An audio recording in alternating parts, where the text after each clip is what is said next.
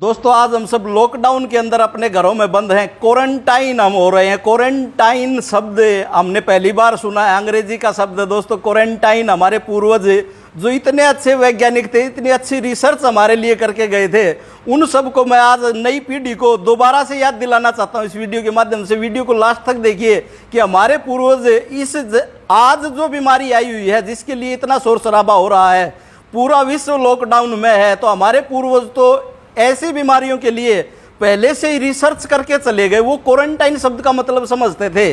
कैसे समझते थे, चलो आपको भी एक नए संदर्भ में आज मैं समझाता हूं। दोस्तों बच्चे के जन्म से लेकर जब किसी भी घर में कोई नया बच्चा जन्म लेता था तो 1 महीने के लिए उस जच्चा बच्चा को घर के अंदर ही क्वारंटाइन करते थे, एक अलग कमरे में रखते थे। और बाहर से आने जाने वाला, उसके मायके से भी कोई व्यक्ति आता था तो उसको भी 5 से 7 घंटे अलग बिठाकर फिर उसके साथ मिलने देते थे। ऐसी हमारी समृद्ध परंपरा थी।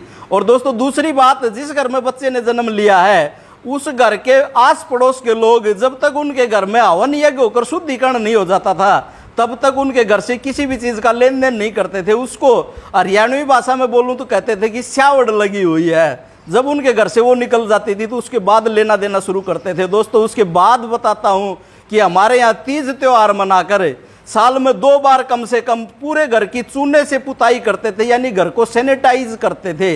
इतनी अच्छी हमारी परंपरा थी। तीसरी और बात बताता हूं कि किसी भी अजनबी से जब हम मिलते थे तो हाथ नहीं मिलाते थे हम, अंग्रेज की तरह जो हम आजकल हमारे पूर्वज टोकते भी थे लेकिन हम सुनते कहाँ थे। दूर से ही नमस्ते करने की जो हमारी परंपरा थी वो बड़ी ही जेन्युइन परंपरा थी, जो आज के संदर्भ में भी ज्यों की त्यों लागू होती है। और दोस्तों उसके बाद हमारे पूर्वजों का कितना अच्छा विज्ञान था कि कोई भी व्यक्ति घर के बाहर से जब भी आता है तो बाहर पहनने जाने वाली चप्पलें अपने देहरी दरवाजे के बाहर ही निकाल के घर के अंदर प्रवेश करता था। और बाहर, और हमारी खाने की जो परंपरा थी, जो आजकल आप खाते हो ना बैठ के, पिज्जा बर्गर जो भी खाते हो और उसको यूं ही खाना शुरू कर देते हो, दोस्तों हमारी जो परंपरा थी वह क्या थी कि हाथ धोकर खाना चाहिए। हाथ धोकर हम खाते थे। दोस्तों उसके बाद जो आज के संदर्भ में सबसे बड़ी खोज हमारे पूर्वज करके जा चुके थे कि मृत व्यक्ति के साथ उसके अंतिम संस्कार में जितने भी लोग शामिल होते थे वहां से तुरंत आने के बाद नहाते थे और उन कपड़ों को धोते थे और उसके बाद ही घर में एंट्री करते थे। और घर में पहुंचने से पहले ही, मुझे भी पता है और आप सबको भी पता होगा कि जहां भी हमारा अंतिम संस्कार करने की जो गांव से बाहर जगह होती है उसके पास कहीं ना कहीं पानी की व्यवस्था जरूर होती, वहीं से हाथ धोकर आते थे सभी लोग। और दोस्तों उसके बाद परंपरा थी कि मृत व्यक्ति के जितना भी सामान, यहाँ तक कि उसकी चारपाई भी घर से बाहर निकाल देते हो, तो उसके बिस्तर वगैरह, उनको इस विज्ञान का पता था। और जिस घर में मृत्यु हो जाती थी उस घर में उसके आस पड़ोस के पास परिचित मित्र खाना बनाकर देकर तो आते थे लेकिन उस घर से लेता कोई भी कुछ नहीं था। तो दोस्तों इतनी समृद्ध हमारी परंपरा थी। दोस्तों हमारी खास समृद्ध परंपरा, आप किसी भी गांव के चारों तरफ कोनों पर नजर दौड़ाकर देखिए, जो लोग मांस मछली खाते थे, मीट इत्यादि खाते थे, उनको गांव से बाहर बसाया जाता था।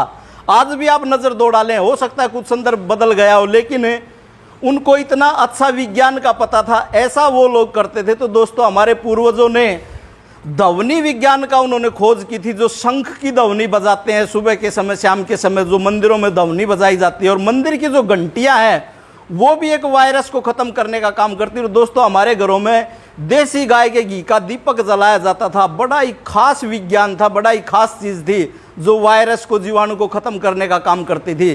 दोस्तों कोई भी, किसी भी घर में कोई भी अनिष्ट होने के बाद उस घर के शुद्धिकरण के लिए उसमें हवन यज्ञ अवश्य ही करवाया जाता था। यह भी हमारे पूर्वजों की खोज थी। आज इन नियमों को कोई पालन करता है, इनको मानता है। इस कोरोना से पहले की बात बता रहा हूं तो उसको अनपढ़ गंवार जाहिल समझते हैं हमें, बड़ी भारी भूल हमारी थी। दोस्तों हमारी संस्कृति इतनी समृद्ध थी, आओ पुनः लौट चलें, अपनी परंपराओं को, अपनी मान्यताओं को, अपनी संस्कृति को पुनः अपनाएं और आज की इस महामारी को और आगे आने वाले समय में ऐसी महामारी से हम बचे रहें, अपना परिवार बचा रहे, अपनी परंपराओं को अपनाएं। अपनी वाणी को विराम देता हूं। धन्यवाद।